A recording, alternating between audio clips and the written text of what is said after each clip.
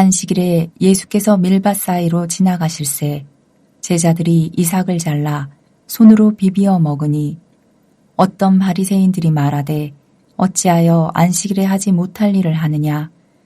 예수께서 대답하여 이르시되 다윗이 자기 및 자기와 함께한 자들이 시장할 때에 한 일을 읽지 못하였느냐.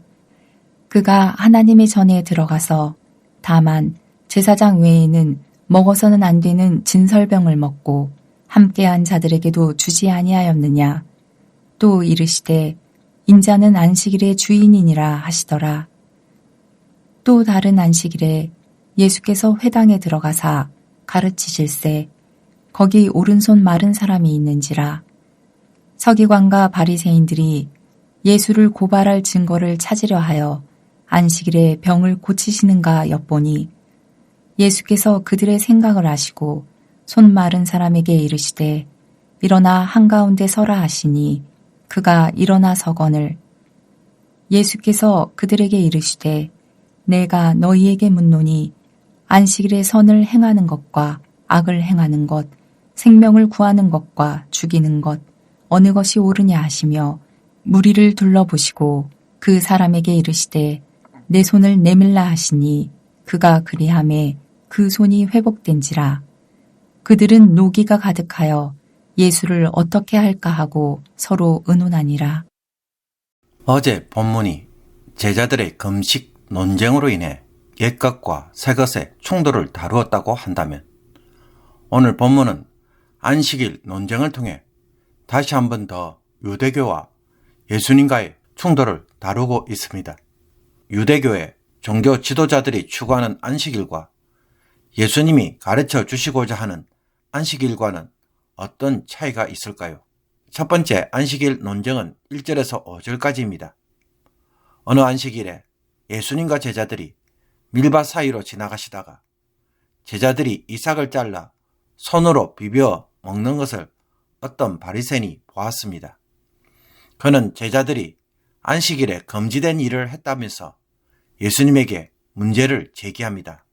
유대교의 구전율법을 정리해 놓은 미시나를 보면 안식일과 관련된 모에드라는 주제가 있습니다. 여기를 보면 안식일에 하지 말아야 할 노동을 39가지로 정리해 놓았습니다. 파종, 경작, 수확, 타작, 곡식 고르기, 곡식 빻기 등 여러 내용들이 나열되어 있습니다. 제자들은 이 중에 이삭을 잘라서 즉 추수하고 비비어 타작하며 먹으니 곡식을 까서 골라 입으로 빻아서 먹었기에 안식일에 금지된 행위를 했다는 것입니다.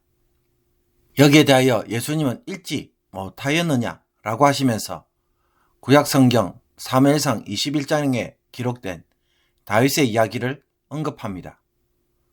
사울의 살해 위협을 피해서 높 땅에 있는 성소로 도망간 다윗이 왕이 비밀리에 보낸 것처럼 거짓말을 하면서 제사장 아히멜렉에게 먹을 것을 달라고 요청합니다.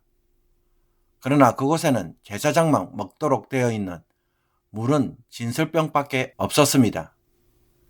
매 안식일마다 12개의 떡을 새롭게 만들어서 하늘 앞에서 진설하는 떡인데 시간이 되면 물려 제사장들이 먹도록 되어 있습니다. 제사장은 이 거룩한 떡을 다윗에게 주어서 다윗과 함께한 자들이 먹었습니다. 레위기에 규정된 것처럼 제사장만 먹도록 되어 있는 떡을 다윗과 함께한 자들이 먹었기에 다윗과 함께한 자들 모두가 율법을 어긴 사람들입니다. 그러나 성경과 유대인들은 이런 다윗을 정죄하지 않았습니다. 다윗이 하나님의 일을 수행하는 거룩한 자로 여겨 진설병을 먹었다고 예외적인 경우로 다룬 것입니다. 성전 안에서 봉사하는 제사장들은 안식일 법을 적용하지 않는 것처럼 다윗과 제사장도 여기에 해당하는 일로 본 것입니다. 또 다윗과 함께한 자들도 진설병을 먹었지만 그들도 예외적으로 적용되는 이유는 그들이 다윗에게 속하였기 때문입니다. 그러면서 예수님은 자신을 두고 안식일의 주인이라고 말씀합니다. 다윗보다 더 크신 예수님이 안식일의 주인이시라면 그분은 안식일 법에 매이겠습니까? 안식일법에 적용되지 않는 자유로운 분이십니다. 안식을 주시는 분이시기에 안식일법에 매일 필요가 없는 것입니다. 식당 주인이 어느 손님에게는 밥값을 받지 않고 그냥 주었습니다. 이 모습을 본 종업원이 화를 냅니다. 식당 규정을 어겼다는 것입니다. 그러나 그는 식당 주인이기 때문에 그 규정에 매입니까? 또 어떤 사람에게는 한 그릇만 주는 것이 아니라 두 그릇도 주면 어떻게 됩니까? 당연히 식당 주인이기 때문에 그 규정에 매일 필요가 없습니다. 또 주인이 자기 가족이라고 여기는 사람들이 있다면 그 사람들도 어떻게 됩니까? 그들 역시 식당이 만들어 놓은 요금 규정에 매이지 않고 먹을 수 있습니다. 주님은 사람들에게 안식을 주는 거룩한 분이기에 안식일법에 매이지 않으시며 여기에는 예수님에게 속한 제자들에게도 동일하게 적용이 된다는 것입니다. 그리고 예수님은 안식일의 주인이기에 안식일법에 매이지 않으실 뿐만 아니라 안식일을 만드신 이유를 실현하기 위해 오신 메시아라는 것을 두 번째 논정에서 가르쳐 줍니다. 또 다른 안식일에 예수님이 회당에서 가르치실 때 일입니다. 그때 회당에 오른손 마른 사람이 있었습니다. 이 사람을 본 서기관과 바리새인들은 예수님이 안식일에 병자를 고치시는 일을 하는지 안 하는지 엿봅니다. 엿보다는 말은 자세히 관찰하며 보다는 뜻입니다. 마치 덫을 놓고 걸려들기만 기다리는 사냥꾼처럼 시선을 주목하고 있다는 것입니다. 예수님은 이것을 눈치채셨습니다. 그런데도 의도적으로 손 마른 사람에게 일어나 한가운데 서라 라고 말합니다. 그러면서 질문을 하나 던집니다. 안식일에 선을 행하는 것과 악을 행하는 것, 생명을 구하는 것과 죽이는 것, 어느 것이 옳으냐? 이 말씀을 하신 주님의 뜻은 무엇이겠습니까? 안식일일지라도 또 안식일에는 선을 행하고 생명을 구하는 것이 옳은 일이라는 것입니다. 하나님이 안식일을 주신 이유는 선을 행하며 생명을 누리는 것에 있습니다. 하나님이 주신 것들을 누리도록 한 것이 안식이기 때문입니다. 그런데 유대교는 안식일에는 아무것도 하지 않고 무조건 쉬어야 한다는 일로 만들어서 정죄하고 판단하는 일로 삼아가고 있습니다. 주님은 사람들에게 안식일의 본래적 의미를 다시 회복시키고자 합니다.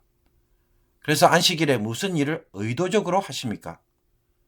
그 사람에게 손을 내밀라 하시면서 그 손을 고쳐주십니다. 유대교의 종교 지도자들은 안식일에 선을 행하고 생명을 구하는 일을 하기보다는 안식일 규정 자체를 지키는 일에만 급급했고 안식일 규정으로 사람들에게 무거운 짐을 부여하며 도리어 죽이는 일을 하고 있었습니다. 그러나 안식일의 주인 되신 주님은 지금 무엇을 하십니까? 구원을 통해 안식 자체를 누리도록 하고 계십니다. 창세기에서 하나님은 세상을 창조하신 후 안식하셨습니다. 이 안식에 들어가도록 아담과 하와에게 순종을 요구하셨습니다. 만약에 그들이 순종했다면 창조가 완성되고 그들은 영원한 하나님의 안식에 들어가게 되었을 것입니다. 그렇다면 어떤 삶을 살게 될까요? 창조의 열매, 즉 창조하신 것들을 먹고 마시고 누림으로 생명이 주는 모든 즐거움을 만끽하는 생활을 하게 되었을 것입니다. 마치 쉬는 것처럼 그런 삶을 누리게 되었을 것입니다. 그러니 안식은 창조의 목표이고 결과입니다. 주님은 우리가 이 안식을 누릴 수 있도록 죄로 왜곡되고 무너진 창조를 완성시키러 오신 분이십니다. 구원을 통해 안식을 가져오게 하시는 것입니다. 그렇다면 하나님은 왜 이스라엘 백성들에게 안식일을 주셨을까요?